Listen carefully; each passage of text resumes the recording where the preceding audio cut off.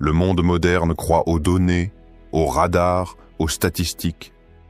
Mais le cœur du croyant lit dans les signes. Il ne voit pas seulement les navires, il interroge ce qui pousse ces navires. Et soudain, l'âme commence à frémir. Le port d'Alger. Ses grues, immobiles, ressemblent à des minarets mécaniques pointés vers le ciel. Une tension flotte dans l'air, invisible mais palpable. Un poids que même les goélands hésitent à traverser. Voix plus lente. La mer est un miroir. Elle reflète l'état de l'inconscient collectif. Si elle se trouble, c'est peut-être que les cœurs aussi le sont, car ce qui vient de l'extérieur n'est souvent que l'écho de l'intérieur. Que se passe-t-il dans les cœurs et les esprits quand des forces lointaines se rapprochent? Silence. Puis la voix reprend. Certains ressentent une peur sourde, d'autres une excitation confuse, mais peu osent poser cette question. Et si cette force étrangère réveillait en moi ce que j'avais longtemps oublié? Mon devoir, ma foi, ma vigilance, mon engagement. Une goutte tombe d'un toit sur une flaque d'eau. Des cercles s'élargissent, puis une deuxième goutte, puis une troisième. Un rythme commence, presque cosmique. L'univers fonctionne par cycles. Approche, retrait, silence, tremblement, le Mahdi n'apparaît pas dans une paix tiède. Il apparaît dans le fracas subtil d'un monde qui se cherche, d'un peuple qui se réveille, d'une Oumma qui ouvre les yeux. Dans une époque ancienne, une armée s'était approchée des côtes d'un peuple insouciant. Les hommes regardaient en la mer, fascinés, mais ne priaient plus. Un seul vieillard monta sur la colline. Il leva les mains et dit « Seigneur, s'ils viennent à nous, c'est que toi tu viens à moi. » Et ce peuple fut sauvé, non par ses armes, mais par un cœur éveillé. Alors toi qui écoutes, toi qui regardes cette mer, toi qui ressens cette tension, sache que ce n'est pas la flotte qui est inquiétante. C'est l'oubli qui l'est, car lorsque les hommes oublient, Allah leur rappelle, par la peur, par la surprise, par l'ombre qui s'avance. Un Coran ouvert sur un rebord de fenêtre. Le vent tourne les pages lentement.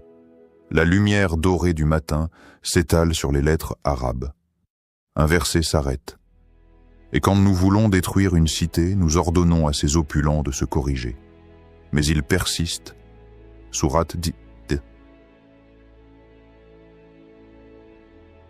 3. Flotte russe. Symbole et interrogation. La présence russe évoque puissance et incertitude, non pas celle qui déroute, mais celle qui éveille. Un navire au flanc sombre fend la Méditerranée. Pas un bruit, seule la traînée blanche qu'il laisse derrière lui, comme une cicatrice sur l'eau. L'horizon paraît figé, suspendu. L'histoire n'est pas linéaire. Elle tourne, elle revient.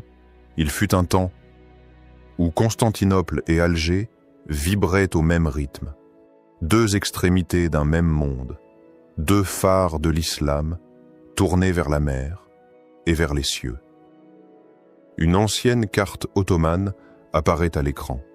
Alger, Istanbul, Damas, la Mecque, un réseau spirituel et politique oublié.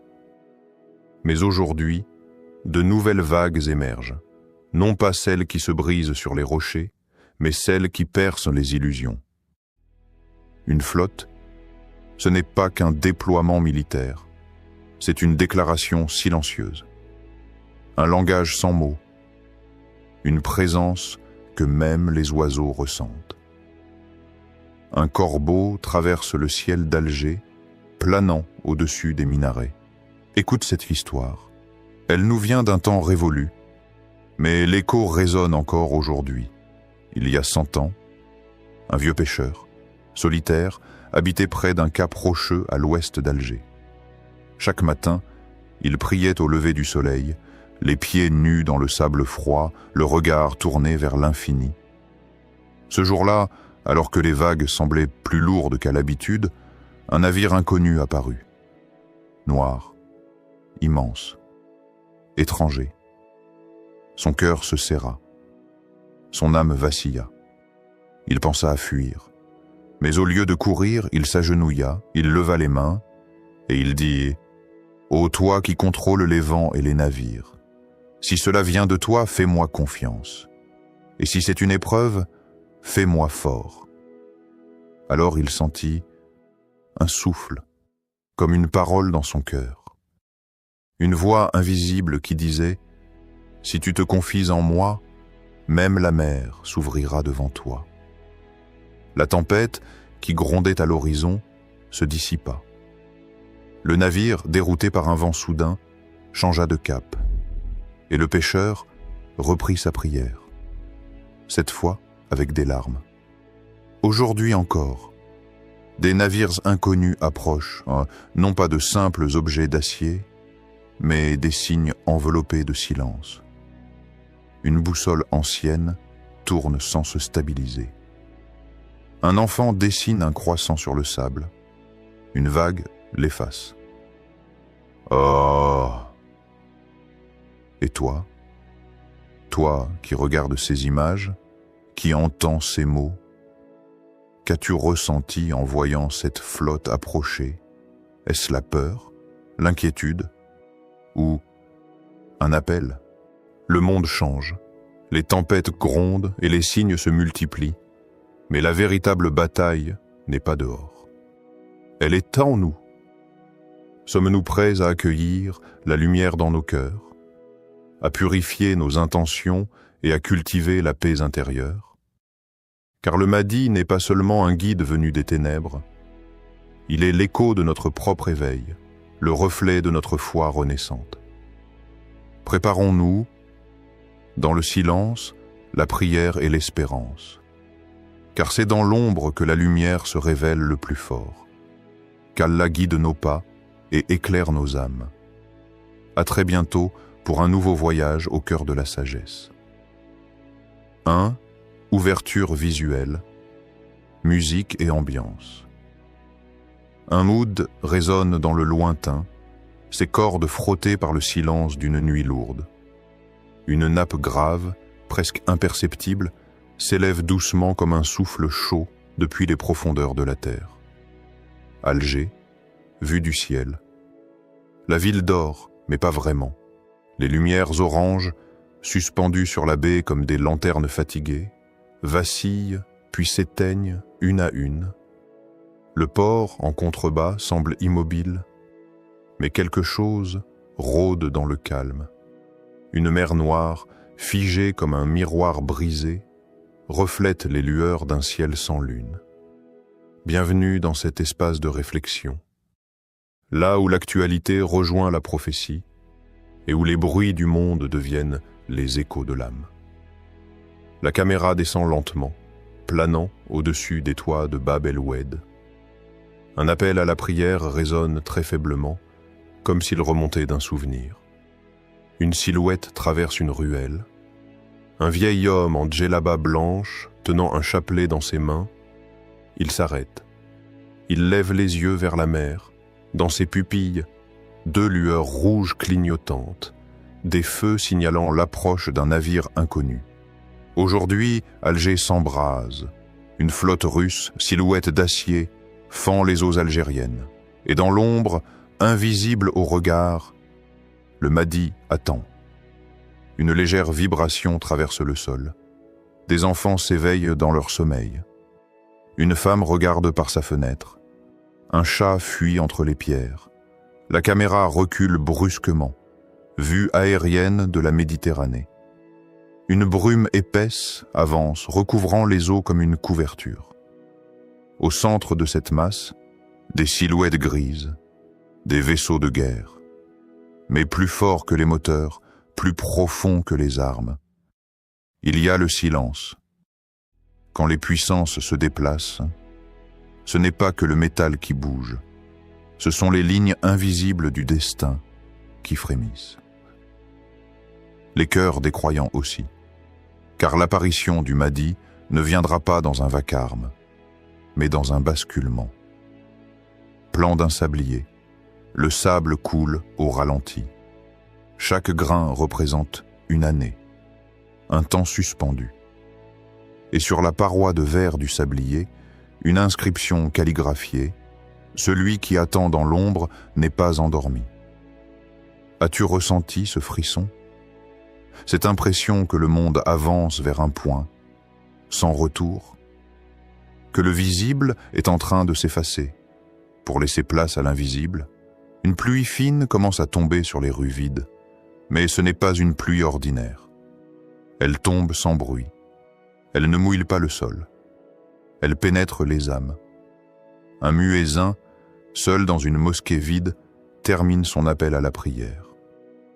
Son écho est lent, comme ralenti par le destin.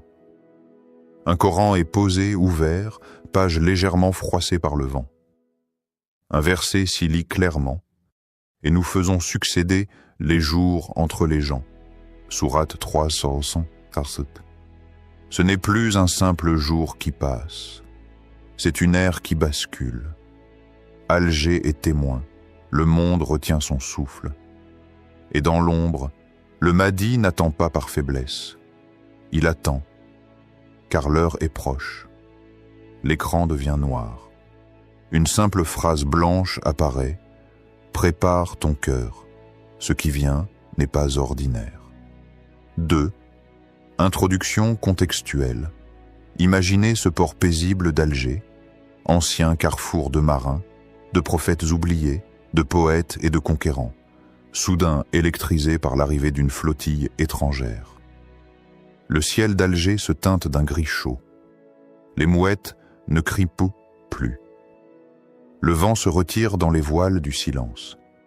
La mer, d'ordinaire tranquille au lever du jour, semble aujourd'hui vibrer d'un autre langage. Les vagues ne sont plus de simples vagues.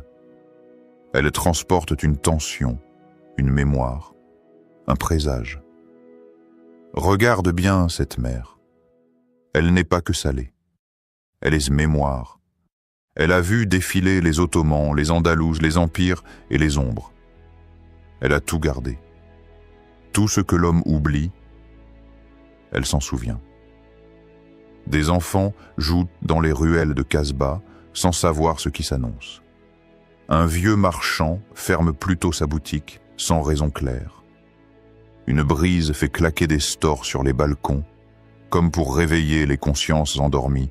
Une flottille russe ne traverse pas la Méditerranée par erreur. Chaque mètre parcouru sur cette mer est une décision. Chaque vague franchie est une intention, et chaque port visé est un message. Car parfois, ce que nous appelons danger n'est que le rappel de celui qui nous a oubliés. Et ce que nous appelons menace est peut-être l'aube d'un réveil. Sommes-nous prêts à affronter l'inconnu? Avec la certitude divine en nous, savons-nous encore faire confiance à l'invisible? Quand l'armure visible nous effraie, des jeunes hommes pris sur la plage au coucher du soleil. La mer est calme, mais le ciel est chargé. Et dans les ombres orangées, une prière monte. Le monde avance, des voiles se déchirent, et le Mahdi n'est peut-être pas si loin. 4. Le Mahdi dans l'ombre. Les anciens hadiths nous parlent d'un homme, un guide sorti des ténèbres, pour bénir le monde. Un désert de pierre. Le vent balaie les ruines d'une ville oubliée, le ciel est lourd. Mais une lumière descend. Sur une seule silhouette debout, seule au centre du cadre. Son visage est caché. Nous ne savons ni le nom, ni le lieu précis. Il est là, quelque part. Il attend patiemment. Un silence qui n'est pas vide. Un silence habité. Un silence sacré. Le prophète a dit, même s'il ne reste qu'un seul jour à la vie du monde, Allah fera apparaître un homme de ma descendance. Son nom est mon nom. Il remplira la terre de justice, comme elle a été remplie d'injustice. Un sablier noir, renversé. Le sable coule lentement, mais Une main invisible le stoppe. Un seul jour, un seul instant, et tout peut changer. Le destin de la terre peut basculer par la permission d'Allah. Et l'apparition du mardi ne dépend pas du bruit du monde, mais du degré de préparation des cœurs. Des visages dans l'ombre, des hommes en prière dans des caves, des femmes levant les mains vers le ciel dans le secret de la nuit, des enfants récitant en silence. Mais sommes-nous prêts? Pas en apparence, pas sur les lèvres, mais dans le cœur. Le reconnaîtrions-nous si demain il apparaissait? Saurions-nous voir au-delà des habits, des origines, des symboles, plan intérieur? Une poitrine humaine, en gros plan, où l'on voit un cœur battre en lumière. Autour, des voiles sombres, et à chaque battement de cœur, un mot, doute, ego, jugement, puis espoir, foi, amour. Car pour voir le Mahdi, il faut d'abord enlever les voiles de l'âme, ceux de l'orgueil, de la haine, de la peur. Un homme pieux rêva un jour qu'il rencontrait le Mahdi. Il l'attendait avec une armée. Il s'attendait à un chef au regard de feu. Mais c'est un homme simple qui s'approcha. Les gens riaient de lui, le rejetaient, le rêveur le regarda et dit « Qui es-tu » L'homme répondit « Je suis celui que tu attends, mais que tu ne reconnais pas. » Puis il disparut dans la foule. Et l'homme se réveilla en larmes. L'apparition du Mahdi ne dépend pas des puissances mondiales. Elle dépend de la profondeur de notre sincérité, du niveau de notre injustice, de la grandeur de notre invocation. Le Mahdi, ce n'est pas un héros mythique, c'est un miroir. Il révèle ce que nous avons oublié de devenir. Sommes-nous, en tant que communauté, prêts à reconnaître le bon guide quand il apparaîtra? Et surtout, comment purifier nos cœurs en attendant? Un homme qui verse de l'eau sur ses mains, une vieille femme qui donne à manger à un orphelin, un jeune qui pleure pendant sa prière, un détenu qui récite en silence dans une cellule vide, un malade qui lève les yeux vers le ciel. Purifier, c'est choisir. Choisir de briller là où tout s'assombrit. Choisir la patience, l'humilité et l'invocation. Le soleil se lève lentement derrière une montagne. L'ombre recule. Une silhouette au sommet, de dos. Elle ne parle pas. Elle regarde et elle attend. 5. Lien entre conscience humaine et épreuve extérieure, les événements géopolitiques extérieurs ne sont jamais isolés. Ils sont les reflets, les échos de nos conflits intérieurs. La flotte russe à Alger, vue de loin comme une ombre suspendue sur l'eau. Un brouillard fin entoure les navires comme un rêve mêlé de peur. Et si cette flotte n'était pas seulement une présence militaire, mais un miroir de nos peurs, de nos divisions, de nos attachements, ce que nous n'avons pas réglé en nous se projette autour de nous. Ce que nous fuyons en silence se manifeste en bruit. Ce que nous retenons dans nos cœurs finit toujours par sortir dans le monde. Un sage a dit « Ce que tu refuses d'affronter à l'intérieur, la vie te l'enverra de l'extérieur. » Le Coran aussi parle de cela. Ce qui vous atteint comme malheur est dû à ce que vos mains ont acquis. Sourate 42-30. Et parfois, ce n'est pas une punition, c'est une pédagogie divine. Un rappel. Une guérison déguisée. Un jeune homme regarde les informations sur son téléphone. Il voit des images de navires, de tensions, d'alertes. Son visage exprime la peur. Il pose le téléphone, ferme les yeux, on entend son souffle devenir plus profond, puis il se lève. Il fait ses ablutions, il prie. Et s'il existait une autre façon de regarder ces événements, non plus avec l'œil de la panique, mais avec l'œil du cœur, non plus comme un choc, mais comme un appel, un signal que quelque chose, en moi, mérite attention.